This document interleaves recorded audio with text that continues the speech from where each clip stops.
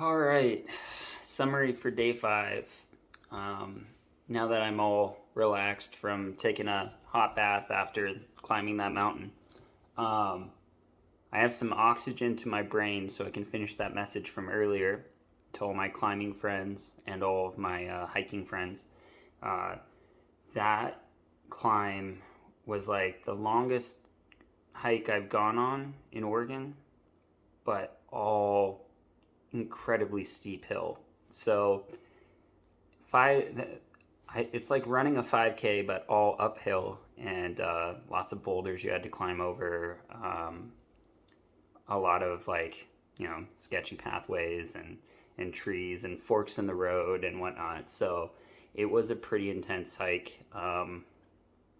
Honestly, I just barely made it because there was probably about 4 or 5 moments during that hike that I was like, I'm probably gonna turn around, or will I actually make it up this, or should I be, hiking down this trail? I don't know. But I'm so glad I was able to finish it and safely. Um, then uh, the hike down was it was so painful. The only way I can describe how my legs feel right now is, you know, it was brutal. Um, but yeah, I I wanted to kind of throw out some props to all the buddies over in Oregon that did training with me, stairs with me, um, all of that like physical training over the last couple years. Because honestly, up to this point, between walking like dozens of miles with my freaking 40-pound backpack and my other gear on me, just getting around this first week of these 2 months has been uh, very physically demanding, and I'm very fortunate that I did that training because I don't think I would have gotten very far if I didn't. I think I would have stayed in one spot and not explored as much. So thank you all for that. And then separately, I kind of this might sound kind of cheesy or corny, but um, to all the Dan fam, if any of you are watching, I brought this with me on my mountain hike. Um, to those who don't know what this is a blue heart. It's supposed to symbolize our friend Dan, who passed away this last year. Um, it was kind of weird because the whole way up, every time I was about to give up, there was this little bumblebee, and he came up to me. Sorry. This little bumblebee came up to me and just kind of like buzzed around and just kind of wicked back and forth, and then kind of shot up and started going up the trail, and it just kind of made me feel like he was with me.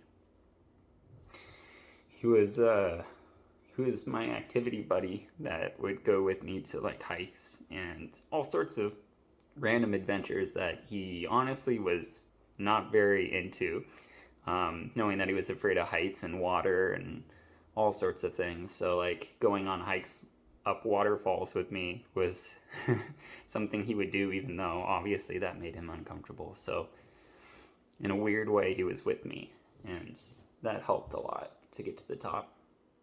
And then on my way down, um, I got towards the end of the hike, still climbing down. My legs were burning and fried, and I met this nice old man. He saw me walking down, and it looked like he was getting ready to go up the mountain. So I was a little like concerned, uh, and he flagged me down, and he tried to talk to me a little bit, and so I tried to pull out my translator, and then just out of nowhere, he's like, "No, no, you're okay. I can speak English." So he started speaking English with me. His name was Koba. I think it was short for like Kobayashi, but I don't think he felt like I was good enough at Japanese to like explain how to say it right or whatever. So he asked me to just call him Koba, and and he gave me such a huge compliment. He said, we don't really have many foreigners, in this area that often. And then when we do, like, they never climb that mountain, nonetheless alone. Sorry. So yeah, I got this huge compliment from this. He was in his 70s. I think he said he was like 72 or 73.